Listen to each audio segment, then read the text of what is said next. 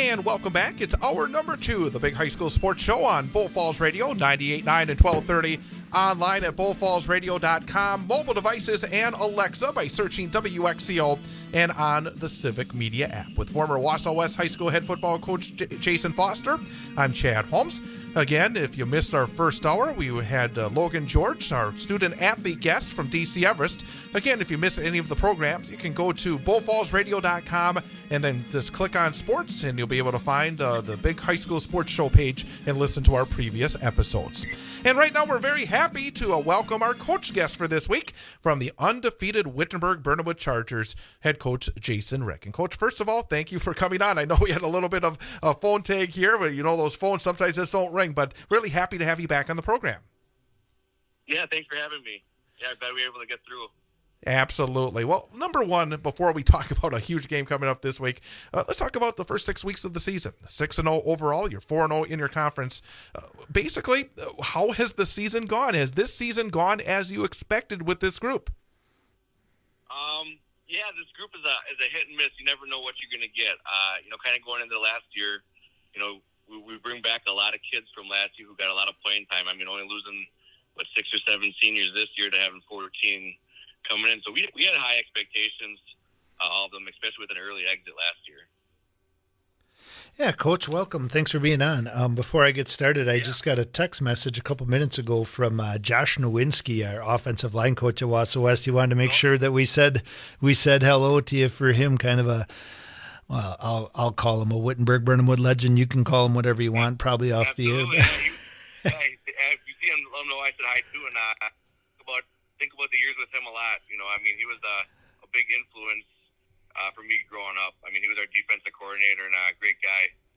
Awesome. I will definitely pass that along. Well, congratulations on a great start to your season. Like, what has been the key to your success? Obviously, having some good returners and some guys with some positive experience, but having that early exit last year, what would you do in the off season? What changed from where you were at the end of last year to where you guys are at right now?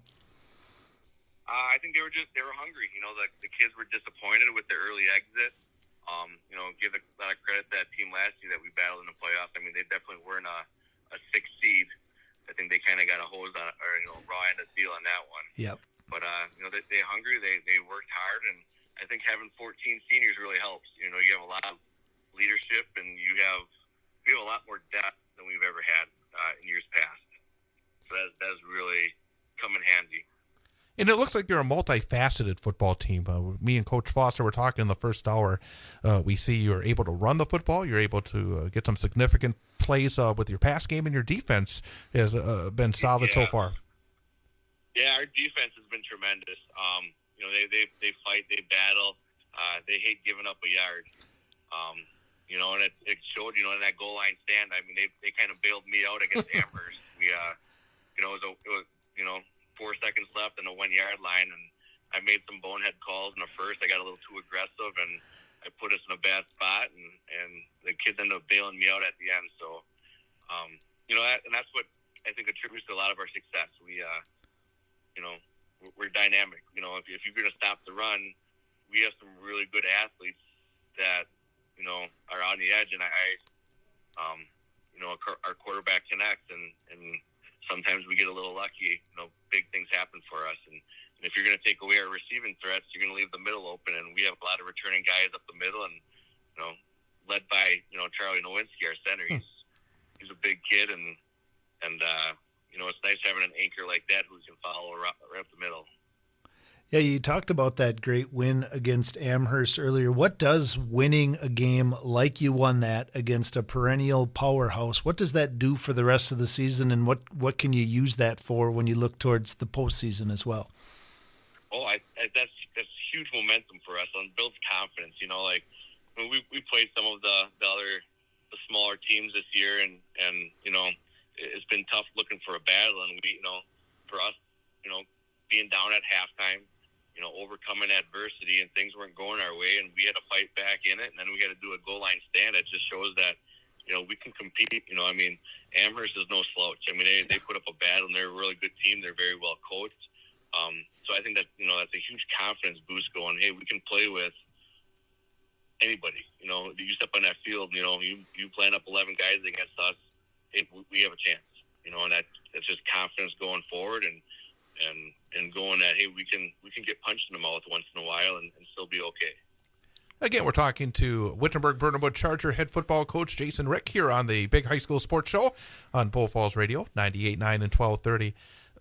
Continuing maybe to piggyback on that question from Coach Foster, every week you want to come in and dominate, obviously, but at the same time, for the future, for games like this week, for games that you're going to hopefully have to participate in the next number of weeks, to be in situations like you were in that game at Amherst has to have been just an incredible learning experience as well for these guys to be able to, number one, be put in that situation, and then number two, to be able to perform in that situation.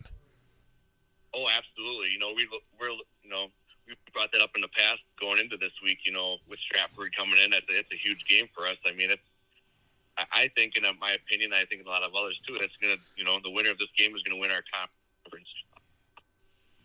Yeah.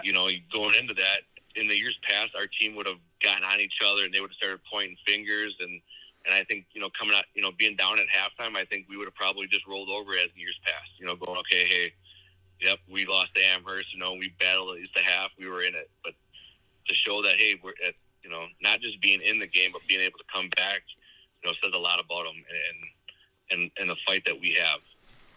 Yeah, shows like this, TV, social media, they love statistics. So oftentimes the offense gets a lot of credit. Sounds like you have a great quarterback this year, some nice running backs, and putting up big numbers in big games. You'd mentioned earlier a little bit about your defense. Tell me about some of the guys who are anchoring that defense this year. Oh, having a kind of running a 3-4 package or 5-2, whatever you want to call it nowadays. But we got a lot of senior leadership. We have Charlie up the middle, having a 6'5", 300-pound guy that plugs the middle. You can't really run against him. You kind of got to go away, and he can take on double teams. He can take on the triple teams. It's nice having. You got to have that when you run a true nose. We got guys, Jacob Grashik and Connor Grashik. Same last name, no relation. Kind of funny. But they set the edge really well. And then we got a lot of skill guys that can cover matchup with receivers, so we don't have to play the zone. We'll play the one-on-one matchup and trust that our athletes will make the plays when they're put into a situation. And we kind of have a new kid, Boone Shire, playing in the middle along with Marshall Fraser. Marshall's been there probably 3 or 4 years, but Boone's kind of a newcomer, junior year. He's playing football. He's never played the middle linebacker. He's really done well catching on and putting as a true middle linebacker. So, I mean, it's a complete effort. You can't just rely on one guy. You got to use all of our strengths, and, we fill in the gaps when we need it. But we've had a lot of guys step up who we didn't think that would maybe contribute as much as they have, that have really filled in the holes that we needed people to step into. So it can't just be one guy. It's a complete effort, and we got 11 guys on the field, but we got a lot of guys that are making plays, that are 1 and 2 guys deep that we trust putting in any game situation. Coach Foster asked you again about the defense because no statistics there. Well, I'm the media guy, so we'll ask you about the guys who put up the numbers. What about offensively? You've been putting up, huge numbers offensively so far this season. And could you talk a little bit about the guys who've been performing well, perhaps starting with your quarterback? And I'm going to let you pronounce his last name because, doggone it, I've been having trouble all season long. Hey, you're not the only one, so don't worry. It's Nathan Wapakemi. He's a good kid. He's a second-year starter. Last year in the shoes of the previous quarterback, he had a lot to live up with. And he had some growing pains, which is, it's expected. But I think he's really taken on the leadership role this year, and he's got some high expectations, and he can compete at a very high level. He's worked hard in the weight room. He's gotten strong, and he's learning really how to run the ball and make his reads throwing the ball. I mean, he's got a great arm. It helps that he's a pitcher in baseball, so he can, he likes throwing it deep, but, as you're talking about statistic guy, that's not a very high percentage pass. So as much as he likes to launch it, we got to rein him back sometimes. And it's really, I think, actually been a blessing in disguise. We don't have one big guy. Last year we had David Gauderman. He was a workhorse in the backfield. He was a big bruiser running back. Teams can prepare for him. This year I think, very tough to prepare for because we have 4 or 5 very athletic receivers who are quick. They got good hands. They run great routes that we trust. We don't have we're not just hiding a guy out there, spreading them out wide. Like we trust that the guys that are out there that play receiver, that they're going to make a play, and they're going to, they can catch the ball. And then we got 3 guys that are getting reps, or 2 guys that are running the ball from running back position, and plus our quarterback, who's also got to be leaned on as a runner. And I think he's actually leading our team in stats wise. But Marshall Fraza and Casey Kilman, Keegan Benbow, those are 3 senior receivers that are out there every game, and sometimes they don't catch the ball a game, sometimes they'll make 5 catches, and then we got a couple juniors going back to Boone Shire. He plays a little bit of offense, but then you got Jet Rogowski and a new guy, first year playing, is Owen Dickman, who's really stepped up and really learning the game, and I think enjoying it. Hopefully gives him a little bit of success and wants to come back and get him play one more year. But then running backs, Braden Groshik and Bryson Schmidt, he's a sophomore. He'll end up being our quarterback next year more than likely. But they've been kind of platooning at a running back role. It's kind of nice because when one breaks off a big one, the other one knows to go in. Like, we don't have to worry about substituting. They kind of take turns on their own, and we trust them, doing that as a coaching staff. So it makes my job a lot easier when you have that trust with those guys, and you have the athletic talent that we have in our skill positions. Yeah, and I think you kind of touched on it. What a great X factor it is when you have a quarterback who can run. Obviously, his passing efficiency is great, and it's nice to have those really good receivers and that stable of running backs who each have their own role or carved out their niche. But it's when you look at winning a conference championship or making deep runs in the playoffs, you got to be able to do something a little bit different than everybody else. So having a quarterback who can rush for 100 yards on any given night is really an X factor, isn't it? Oh, absolutely. It's huge. I mean, I think our quarterback's got to be our number one running back in our offense. If he's, a pocket passer, well, then you can go out there and you can play a man in a zone and put guys locked in everybody with over the top, and you're not going to have that running threat where you got to respect everything. All 6 guys who can get the ball, you got to respect. Makes it a lot easier, and for other defenses, they got to prepare for. One game we'll rush the ball 30 times and do really well. Where the next game, it's kind of funny. Our linemen, they love the run block. They like to go out there, and they're they work hard. And I said, I'll never forget the one time, I can't remember what game it was against, but when our center Charlie Nowinski goes, just keep throwing the ball. We're like, oh, he's never said that before. Usually he gets mad and comes over to the sideline, and that's what we're doing, because sometimes we get too fancy and we want to see if things are working, and I'll stall a drive on my fault, and for when Charlie came over and goes, just keep throwing the ball. Okay, I guess if it's taken to us, we'll take it. Again, we're talking to Jason Rick, the Wittenberg-Burnhamwood head football coach here on Bull Falls Radio, 98.9 and 1230. Before we get to this week's game, I wanted to ask you about the program itself, because obviously it's been such a nice run here the last few years. It feels like the program gets stronger each and every year. You have, of course, it's hard to get much stronger than a run to the state semifinals like you had a couple of years ago, but the consistency right now within the program. What's been the key in terms of building the program and then sustaining the program? I go back to kind of early in the year when someone asked me. I think the winning culture. I mean, when teams are winning games, I think back to 7 years ago when I came back to Wittenberg. They were just starting to be, I think, coming back up to a little. We were having more success. The previous 15 years we were struggling. And coming back into it, I think you start winning. Well, then you get more athletes out. You get those. Nowadays, you get that guy that just wants to play basketball or wants to play baseball. In a small school, you need all programs to feed each other. I talk about wanting the wrestlers to play football because they're going to be great tacklers. The basketball and the baseball players who are you want those guys. And football is probably the easiest one to pick up. Like if you're a senior and you want to try baseball for the first time, it's going to be tough to do.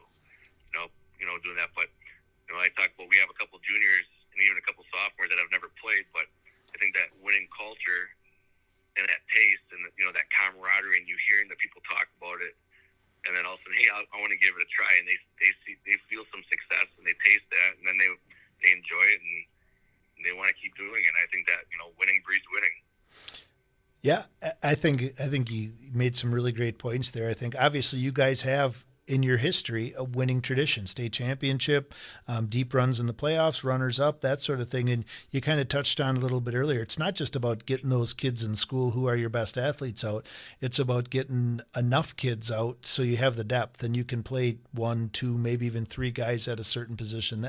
When you talk about being consistent and beating teams like Amherst or competing with them in Stratford year in and year out, that's really, in a conference like this, really what it takes is to be able to have that depth and be able to know that when one guy goes down on your line, that's not losing 2 guys and you have other guys to plug it in. Is that kind of what you're seeing right now?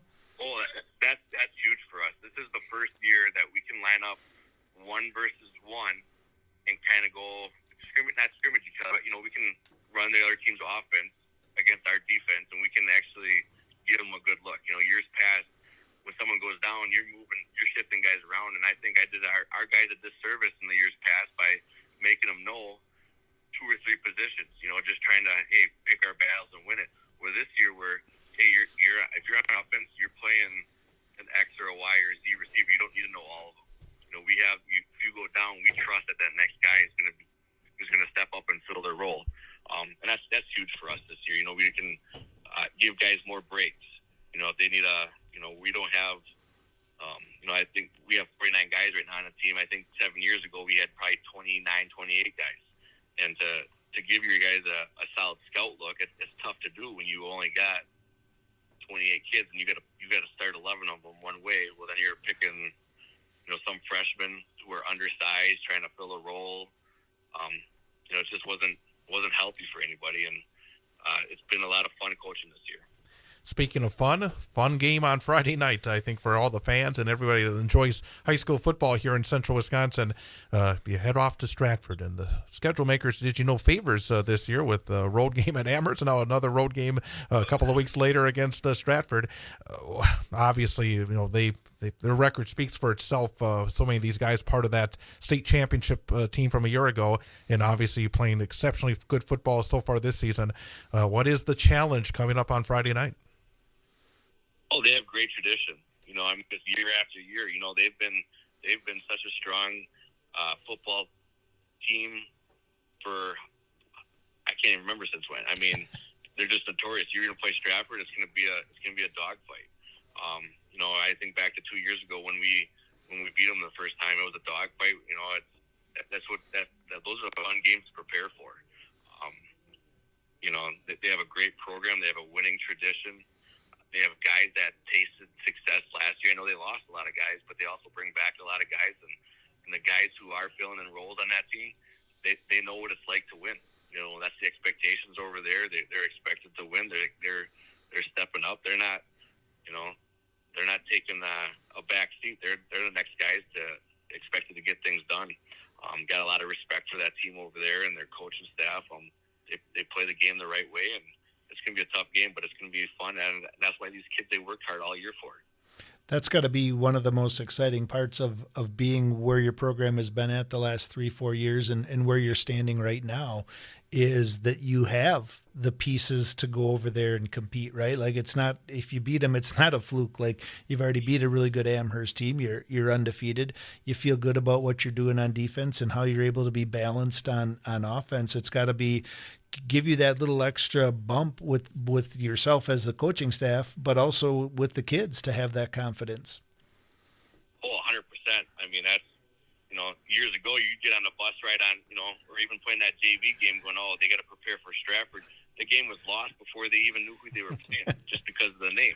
Right. And now it's like, okay, I still think Wittenberg still got places to prove. I think, we don't have the tradition that Stratford has. We've had some down years in there, but I'm glad to see where we're at, and the kids are really excited. This is what they want. Yeah, it's fun to beat up on teams like you had said before. But this is why you play the game. This is why they prepare all week for, all year for. They're hitting the weights. They want to go out there and they want to compete against the best. And to be the best, you got to beat them. And Stratford's won the conference. I don't know, was it last year for sure, and they're a state team, a championship caliber team, and I would expect them to be in the thick of things again this year. And got to ask about the conference generally. I mean, it's going in, probably is always thinking, Stratford and Wittenberg, Burnhamwood for the last few years, and Amherst, of course. And now we got Weyauwega Fremont undefeated. And, of course, you still have them coming up before the end of the regular season. I mean, you talk about this conference, and, I mean, Shiocton, what they did a year ago. This is a really good football conference, isn't it? Yeah, it's a great conference. I mean, it's got to be the toughest small conference that there is. I mean, to look at that, like you said, a Shiocton who goes 6-3 on the year and ends up going to state in G7. You got Stratford, who won conference last year but ended up losing to Amherst in the last regular week. They end up going, winning state. 2 years ago, with us making that, a semifinal run. I mean, it's you're going to have some down years with some of these teams, but Spencer Columbus was at state a handful of years ago. It's a it was only going to get tougher with that new realignment, bringing Colby and Marathon, and I can't remember the other team, but bringing those two teams out, and then you're getting rid of the two smaller teams. Like it's a juggernaut conference. I can't remember. I think I was actually talking to Coach Tubbs. It's almost like a super conference. It's going to be tough from here on out. Yeah, just kind of piggyback what you said about the Stratford game and how tough this conference is right now and how much tougher it's going to be last year. It's definitely a good time for you guys to be in the place where you're at. I love what you said about how the kids you want to play the best and you are playing with confidence as opposed to maybe in the past with fear. What a big motivator that is for kids and then even to continue to work hard in the off season as well. Yeah, absolutely. I mean, if we were on a down year and we were sliding, go back 10 years ago and we were the team that we were, I don't think we would have the success, especially going into the next conference. It would be, we wouldn't have the numbers. Kids wouldn't want to be playing. They're going to see two more, really quality football teams show up in our conference, and they're thinking, why would we want to do this to ourselves? But now it's like, okay, hey, we're winning a little bit. They're going to look forward to it, and there's not going to be any off weeks. It's going to be a grind. I said either you're going to have multiple state championship teams or everybody's going to be too beat up to go anywhere in the playoffs. Wittenberg Burnhamwood Charger head football coach Jason Rick. Number one, congrats on the success, not just this season, but in recent years for your program. And number two, have fun on Friday night. Enjoy that big one against Stratford. Oh, thank you. I really look forward to it. Thanks a lot, Coach. Really looking forward to seeing the outcome Friday night. Best of luck. Okay, thanks, guys. Absolutely. Again, Jason Rick, the head football coach of the Stratford Tigers. We're going to take a break. We're going to wrap up our review of last week with the 8-player action and then look ahead to some big games, including that Stratford-Wittenberg-Burnhamwood game as we preview week number 7 of the season coming up. I'm Chad Holmes along with Jason Foster, the Big High School Sports Show on Bull Falls Radio, 98.9 and 1230.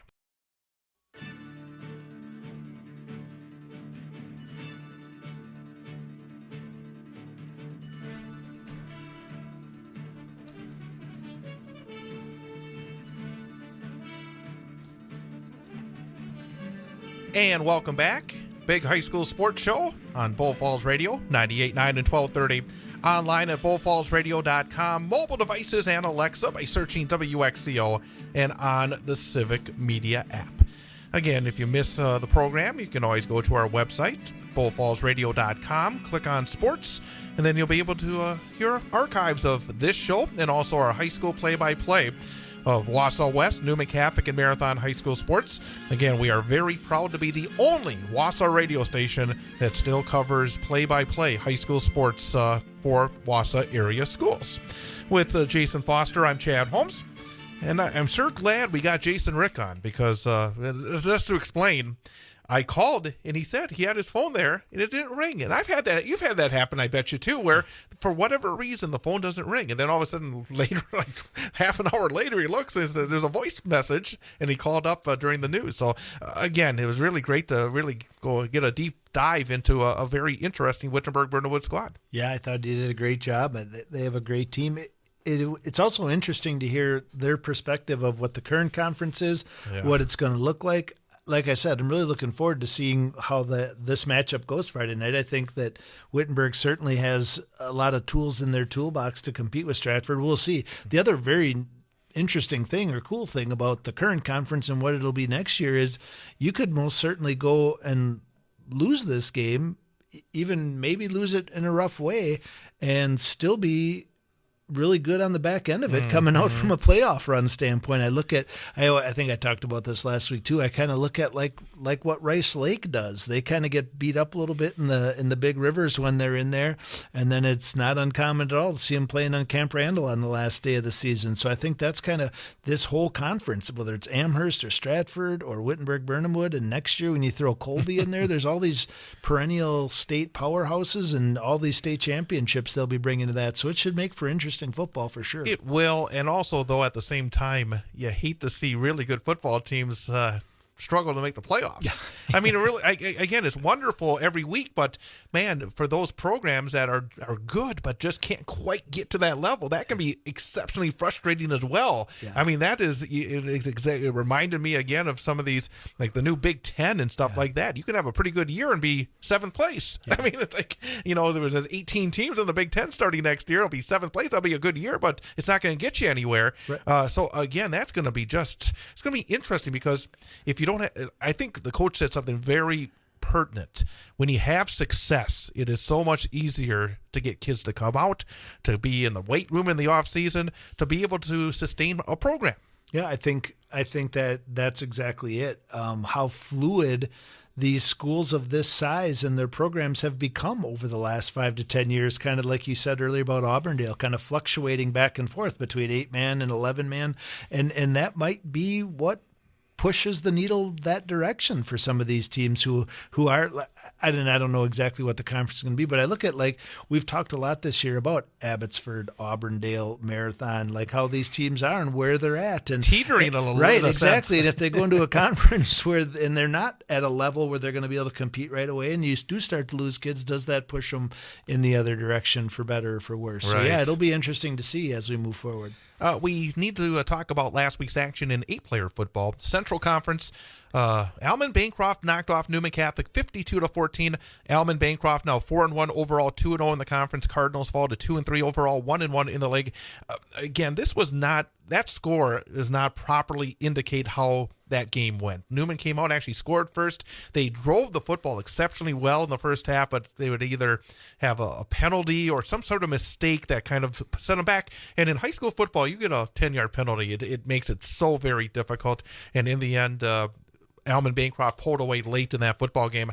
Tyler Ackerman, who was our guest last week, another big night. 22 rushes, 201 yards. Had a rough go of it passing, though. 9 of 28, 67 yards. Did have a couple of touchdowns and a pick. Griffin Pent, 13 rushes, 77 yards for Newman. Now, this Alman Bancroft team is very good. Their only loss came on the road at a top ranked Florence squad in overtime back in week number 1. So again, it was an Alman team that is, I think, ready to take that next step. And for the Cardinals, again, they have nobody back. Again, they have everybody coming back next season. So I think a little bit of a transition for the Cards, who are actually playing, I think, some pretty good football based on the inexperience they have. But Alman Bancroft at home, big win for them. I mean, Newman has that target. It's one of those situations where they're going to enjoy beating the Cards, but frankly, I think they better enjoy it this year because it may change next year. Yeah, I think when we had Tyler on last week on the show, he spoke to kind of what it was going to take to win this game and where they had gone from weeks 1 and 2 when they had lost to what they had done to win 2 games after that. And I think one of the things he said was turnovers and mistakes, and you kind of hit it on the head a little bit. And yeah, Alman Bancroft's a good team, so yes, they force turnovers. I look at his passing numbers, and I would say that probably speaks more to Alman Bancroft's defense than it does.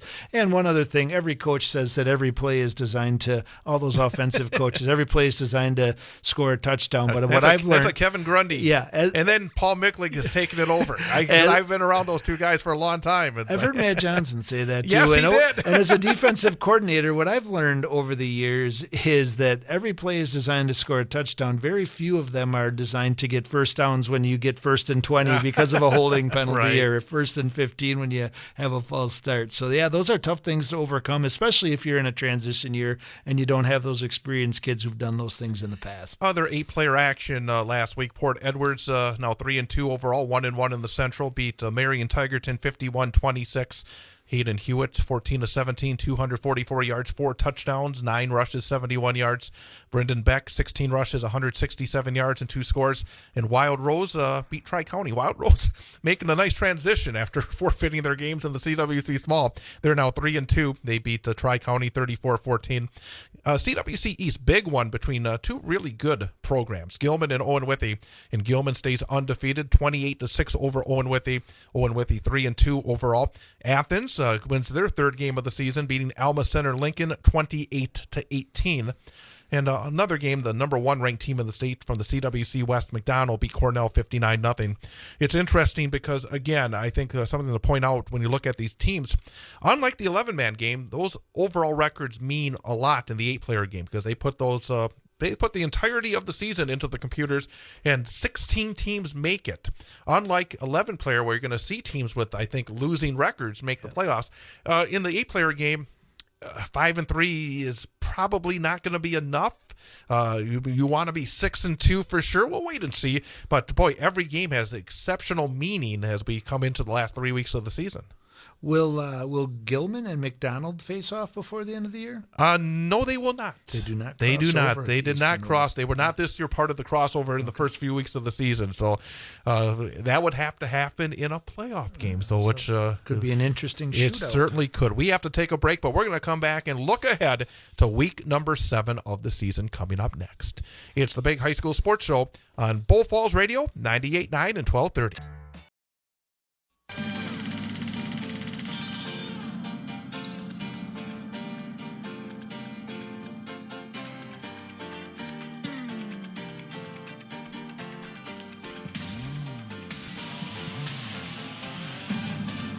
Big High School Sports Show on Bull Falls Radio, 98.9 and 1230, online at bullfallsradio.com, mobile devices and Alexa by searching WXCO, and on the Civic Media app. From our new studios on Washington Street in downtown Wausau, inaugurating the new studio here for this program, I'm Chad Holmes with Jason Foster, and looking ahead, big week 7. I'm going to say big every week because it's always big. Big, big, big. It's going to get bigger and bigger each and every week.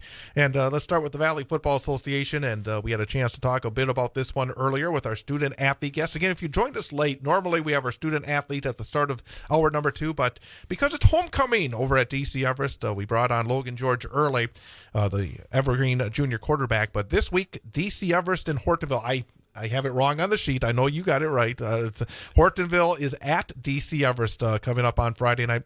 Both teams are 3-1 in the conference. Evergreens are 5-1 overall. Hortonville, the Polar Bears, are 4-2. Hortonville coming off a big win against Wausau East. DC Everest, of course, a thriller against Wisconsin Rapids. And I think defenses are the key to this game because Everest has done a nice job holding their opponents pretty well in check. I think outside of the Spash game where they gave up 28 and there was a late touchdown in that one. Otherwise, they've been very good in terms of keeping, for the most part, their opponents in check.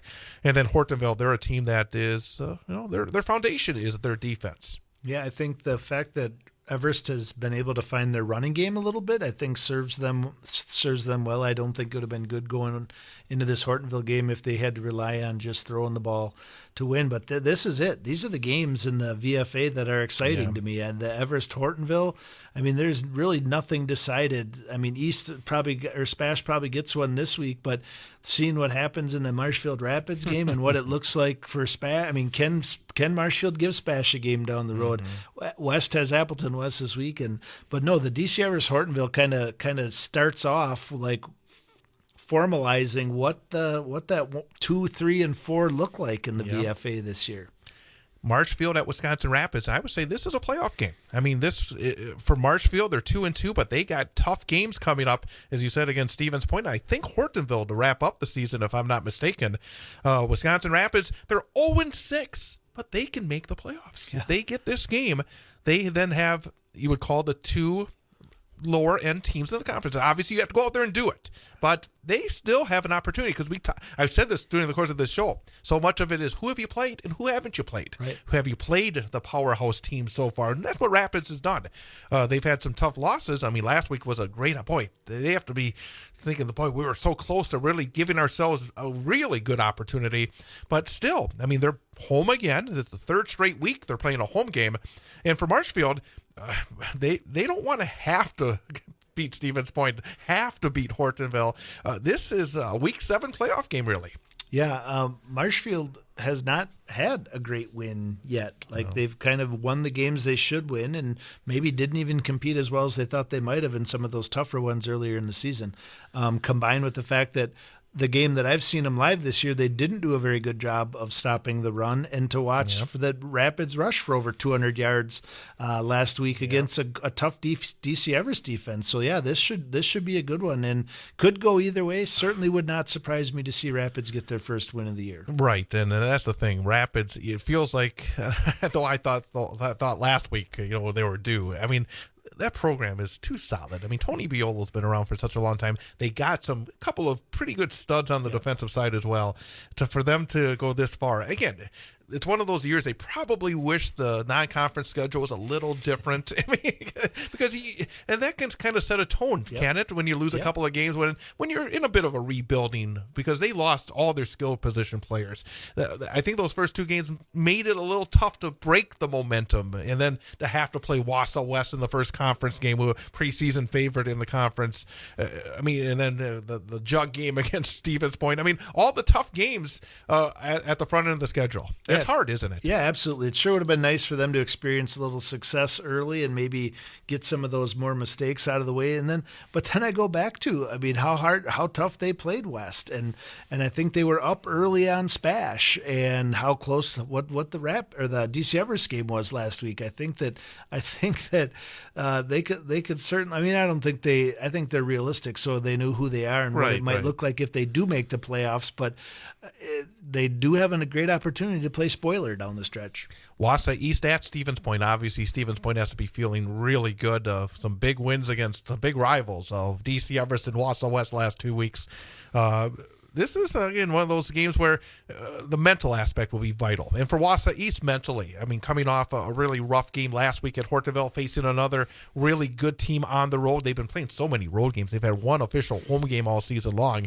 That's been tough for the Lumberjacks. But for Stevens Point, it's about taking care of business, isn't it?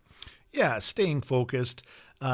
I think that, like we said earlier in this, they're definitely in the driver's seat in the conference right now. And Wausau East looks back to, I mean, it's a tough pill to swallow to have less than 100 yards of offense when they had been doing some nice things earlier in the year. So they're definitely looking to get back on track, maybe get some of those big plays, do some things on special teams. But certainly, obviously, Spash is favored big in this one, but it'd be nice to see Wausau East get back on track a little bit. Favored big as well as Wausau West.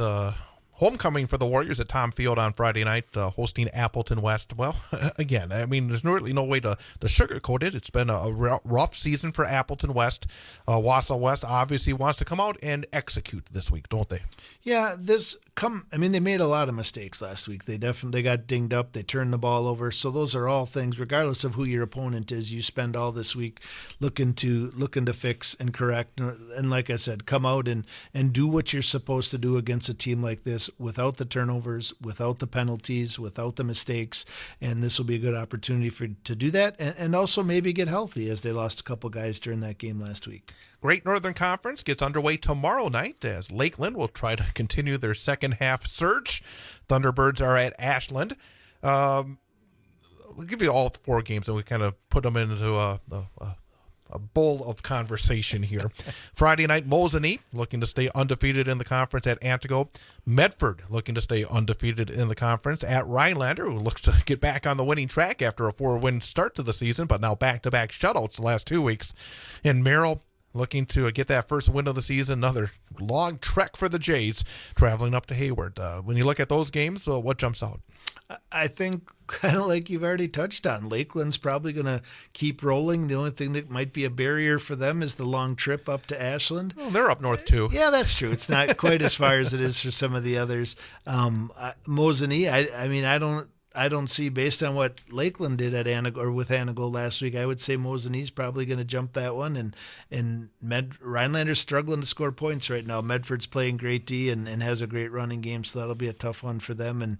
And Hayward, probably their opportunity to get back on the winning track this week and maybe see what their playoff picture could potentially be with but this is definitely a win for them and probably a tough one for Merrill, knowing that Hayward has had some success and they've really struggled to get on the board. Merrill Conference, always three good matchups. I will be heading to Colby on Friday night, live right here on Bull Falls Radio, 98.9 and 1230, bullfallsradio.com, mobile devices and Alexa by searching WXCO, and on the Civic Media app as the Marathon Red Raiders travel to Colby. And Colby, again, so very impressive last week against Pittsville. Marathon have to tighten it up defensively because the Raiders offensively, they've been able to throw the ball pretty well. Cooper Huxham at quarterback. You got True Thurs now has been running the ball very well. But obviously they're going to have to find a way to slow down a pretty good run game for the Colby squad. And obviously as well, it's going to be a tougher defense they're facing this week. But for Marathon, you got to find that next conference win. Yeah, at Colby certainly makes it harder for Marathon, and Colby plays great defense. So I think that might slow down Marathon as well. That is probably going to be a tall order, and I think Colby is definitely looking to establish themselves as the number 2 as they prepare heading into probably what's going to be a nice playoff run for them as well. And the two undefeateds are in action. Edgar will travel to Pittsville. Again, Pittsville, after all the good work they've done, now you get Colby last week and now Edgar this week.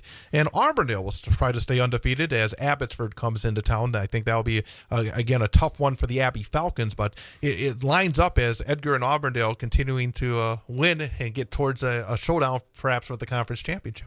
Yeah, and I don't know. I still feel like with that running game, Abbotsford does have the opportunity to maybe give Auburndale a fight here and maybe make a little bit of noise before it's done. CWC Large, Wittenberg, Burnhamwood at Stratford. We talked a lot about that with Coach Rick. Man, if they go into Amherst and win, and then go into Stratford and win, that would be just an incredible 3-week stretch for Whitburn, wouldn't it? Yeah, I don't know how much more confidence you could have going into the postseason with those probably a number 1 seed. Yeah, with those 2 wins on your resume, being undefeated. They did have to work a little harder than they probably expected last week, so I'm sure that's in the back of their mind a little bit. And Stratford has just been rolling, so it would be great for Wittenberg to go over there and give them a game, come out with a win. But I think there's also the fairly good possibility that Stratford's going to prove that they are in mid to late season form and ready to make a deep playoff run once again. And actually a very interesting game in Amherst as well. Wyowega Fremont undefeated. Again, they're right there with those other teams in the conference. Amherst right now 500. They want to get that W. They don't want to be just sneaking into the postseason. They want to get as good a seeding as they possibly can.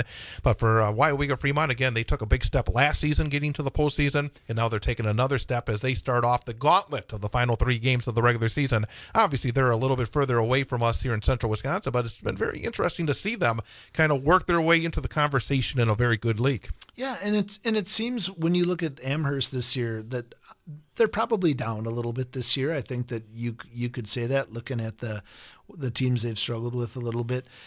Is this Wyowega's opportunity to be the number 3 team in this conference, at least for this year? And I think this is a kind of a statement game for Amherst. Is this, how do we put them away and then kind of look at these last 2 weeks as they have all those other tough teams in their rearview mirror and gear up for a tough playoff run? But yeah, I've been intrigued by Wyowega Fremont, so it'll be interesting to see what they can do. Manawa at Shiocton as well, and Nakusa at Spencer Columbus. CWC Small, Iola Scandinavia, looking like they are moving towards a playoff spot. They will host Rosholt. Assumption and Loyal is actually an interesting game because Assumption needs to win that game. Loyal show that they can compete, almost knocking off Iola last week at home, so that's a very interesting game. And Pacelli, with their forfeit win over Wild Rose, will travel to Kingdom Prep Lutheran on Saturday. I guess of those games, Assumption, I'm curious to see if they can start to get that defense consistently better because they had such a rough go of it for about 3 weeks there. Better against Pacelli, but Loyal's going to be a physical football team. They always are over in that part a little bit west of here. But for Assumption, they got to win that one. Yeah, these games have so much meaning based on those crossover games early. So definitely one Assumption wants to get, and Loyal definitely looking to play spoiler. And finally, as well, I want to mention an 8-player this weekend. Saturday, we'll have the game right here on Bull Falls Radio, 98.9 and 1230 is Newman Catholic for their homecoming plays host to Marion Tigerton. Marion Tigerton's struggling right now, but the Cardinals right now to any chance to get to 5-3. They got to win these final 3 games, and obviously the Cards back at home need to start off a pretty good stretch with a W. Yeah, lots of homecoming going on in the city of Wausau, Schofield, Weston this weekend. So I know 3 principals, athletic directors, and head coaches who will be happy on Sunday of this week. Something you mentioned before as well. It's going to be hot again. Yes. We're week 7. We have not had that dose of real football weather, have we? No, we have not. Knock on wood, we also haven't had any rain or storms, so that's I know, huh? So that's been kind of nice. But yeah, I'm ready to start wearing a jacket on Friday nights, and that sun's setting a little bit earlier and cooling down. So I'm done with the 80s, but I know a lot of people like it, so I'll keep my mouth shut. 60 seconds to go. What are you looking at this weekend? I'm excited to see the DC Everest Hortonville game. I'm excited to see what Rapids and Marshfield, kind of who's going to rise up out of that game. And then for sure the Whitburn Stratford game will be the one that I look for the score first when I get home tomorrow night or Friday night. Friday night. And again, a little off the beaten path, Weyauwega, Fremont, and Amherst. I'm curious to see if Weyauwega takes that next step on the road at Amherst, and also even Assumption. It was supposed to be, I think, a team that was going to be at the top of the league. They got to beat Loyal, or else their hopes for playoffs, I think, will be slipping away. So we'll have to wait and see. But lots of interesting games. Thanks again to Logan George from DC Everest and Jason Rick from Whitburn for joining us. Thanks again to Jason Foster as well. Yeah, great new digs here. This is awesome. Exciting. Maybe I'll be in the same room with you next week. Looking forward to it.